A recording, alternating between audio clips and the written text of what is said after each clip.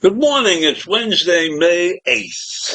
And for those of you who are too young to remember or even have heard about this, it's the birthday of Harry Truman, the president who took the toughest job in the world, managing the end of World War II by bombing Japan with nuclear weapons. The first time that had been done, and it hasn't been done since. And there are many people who regret that, but I, for one, and many others agree 100% with what Truman did, because he saved the lives of many soldiers. There were over 1 million soldiers prepared to invade Japan when Harry Truman issued that instruction to drop the atomic bombs on Hiroshima and Nagasaki. So I leave you with that this morning, because I want to talk about another terrible situation that is going on in the world. And that's the Israeli war. And Hamas has been responsible for the last couple of days with coming up with a ceasefire proposal. But their proposal has been ridiculous. And so Israel has again attacked Gaza and taken control of a very important passageway out of Gaza. Hamas agreed to hand over, as part of their ceasefire proposal, 33 hostages who include dead. Now that's ridiculous. That's not the purpose of this negotiation. Why would Hamas make such a ridiculous proposal? Obviously because they don't want this situation. So they come up with ridiculous ideas like, we're going to give you 33 hostages back, but some of them will be dead. How many? They could have given back 20 dead or 15 dead or whatever it is. Israel's not interested in getting back dead people right now.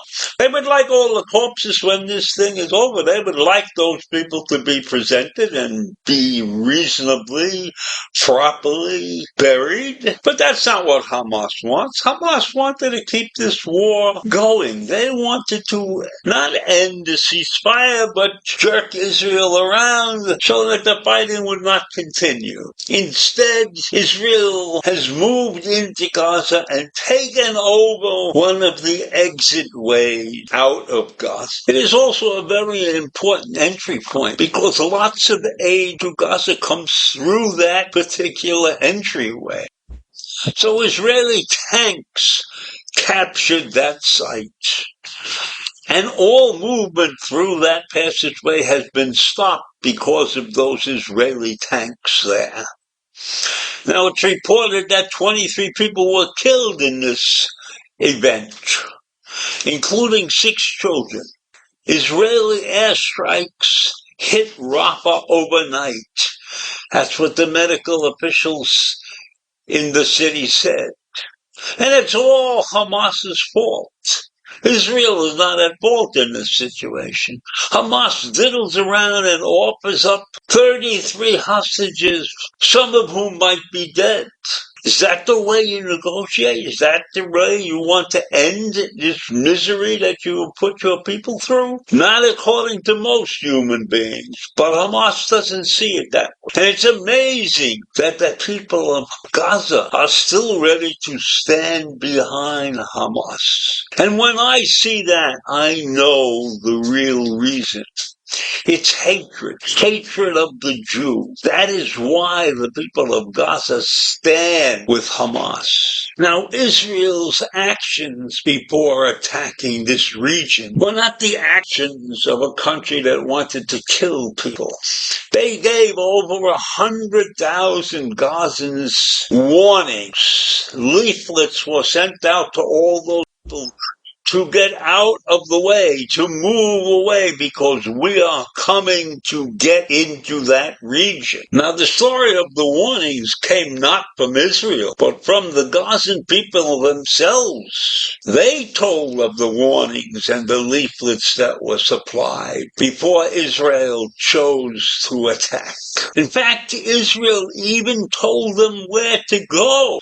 They told them to move to Al-Mawasi, a coastal town near the city of Khan Yunis. Now, this is war, and unfortunately, in war, many civilians are uprooted and have their lives turned upside down. So when the Gaza Health Ministry complains that, say, these people were driven to a place where there's little or no medical assistance, who is to blame for that?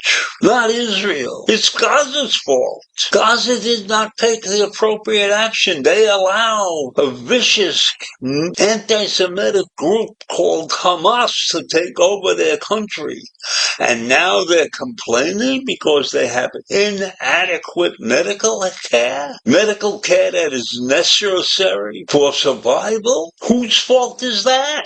Is Israel responsible for their medical situation when all the animosity against Israel came not only from Hamas, but from the citizens of Gaza?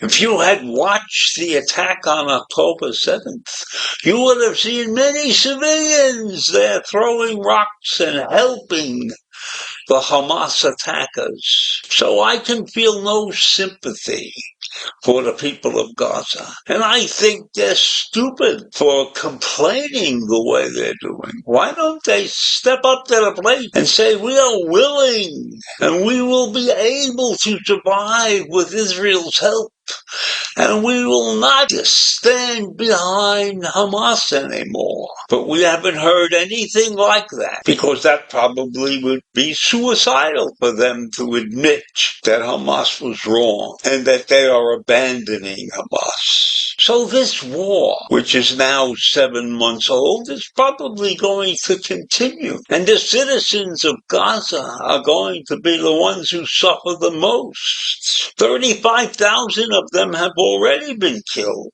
And that's according to their numbers, which might be overblown. But I doubt that. So in any event, their situation is one that is dire, and they have to come to grips with the fact that if they stand by Hamas, the destruction of their country will continue. The horrible situation, but it needs to be done. So I leave you with that this morning. Have a great day. Bye.